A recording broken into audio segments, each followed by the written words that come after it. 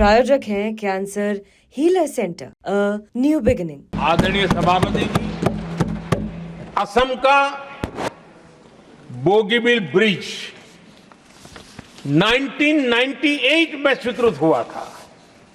ये भी हमारी सरकार ने 2018 में पूरा किया। और मैं ऐसे आपको सैकड़ों उदाहरण दे सकता हूं। अटकाना, लटकाना, भटकाना, ये कल्चर कितने देश को बर्बाद किया है, सैकड़ों उदाहरण दे सकता हूं। आप कल्पना कर सकते हैं, कांग्रेस ने अपने कार्यकाल में देश के लिए, देश जिसके लिए हकदार था, जो होने की संभावनाएं भी थी, इस प्रगति का न करते हुए कितनी बर्बादी की है, इसका आप अंदाज लगा सकते हैं। इंफ्रास्ट्रक्चर प्रोजेक्ट्स में सही प्लानिंग और सही एग्जीक्यूशन, इसके लिए पीएम गति शक्ति नेशनल मास्टर प्लान बनाया है। पीएम गति शक्ति में जो लोग डिजिटल वर्ल्ड में इंटरेस्टेड हैं, उनके लिए जरूरी है समझना, और मैं तो चाहूंगा इसको राज्यों ने भी उपयोग करना चाहिए।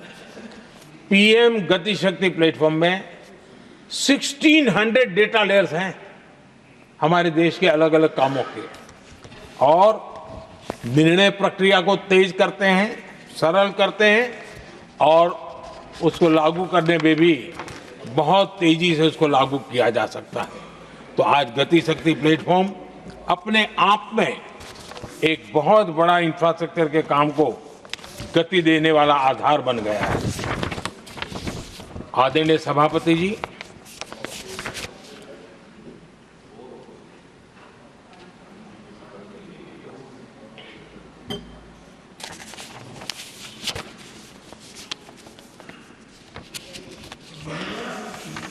आज के नौजवानों को ये जानना बहुत जरूरी है कि उनके माँ बाप को मुसीबतों से जिंदगी क्यों गुजारनी पड़ी, देश की ऐसी हालत क्यों हुई, उनको जानना बहुत जरूरी है। अगर बीते दशक में डिजिटल इंडिया के लिए हम प्रोएक्टिव न होते, हम कदम न उठाते, तो आज जैसी सुविधाएं लेने में हमें कई साल इंतजार करना पड़ता। ये हमारे प्रोएक्टिव डिसीजन और प्रोएक्टिव एक्शन का परिणाम है कि आज हम समय के साथ या कहीं कहीं समय से आगे चल रहे हैं। आज देश में 5G टेक्नोलॉजी दुनिया में सबसे तेज गति से व्याप्त हमारे देश में बढ़ा है।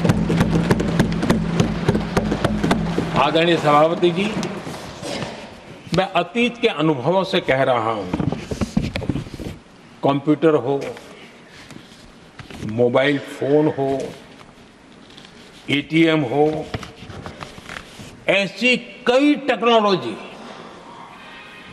दुनिया के कई देशों में हमारे से बहुत पहले पहुंच चुकी थी, लेकिन भारत में आते आते दशकों बीत गए, तब जाकर के पहुंचा।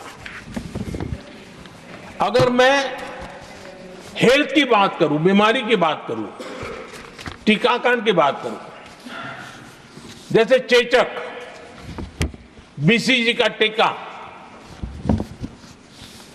जब हम गुलाम थे तब दुनिया में वो टीकाकरण हो रहा था, कुछ देशों में हो चुका था, लेकिन भारत में ये दशकों बाद आया। पोलियो की वैक्सीन हमने दशकों तक इंतजार करना पड़ा, दुनिया आगे बढ़ चुकी थी, हम पीछे रह गए थे। कारण यह था, कांग्रेस ने देश की व्यवस्था को ऐसे जकड़ करके रखा था। उनको लगता था सारा ज्ञान सरकार में जो बैठे हैं उन्हीं को है, वही सब कर लेंगे, और उसी का एक परिणाम था लाइसेंस परमिट राज।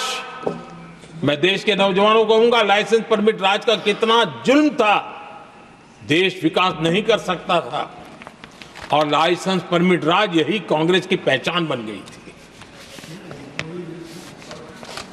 आदरणीय सभापति जी, कंप्यूटर का जब शुरुआती दौर था तो कंप्यूटर को इंपोर्ट करना चाहता है तो उसके लिए लाइसेंस लेना होता था कंप्यूटर लाने के लिए, और कंप्यूटर लाने के लाइसेंस पाने में भी सालों लग जाते थे। आदरणीय सभापति जी, वो दिन थे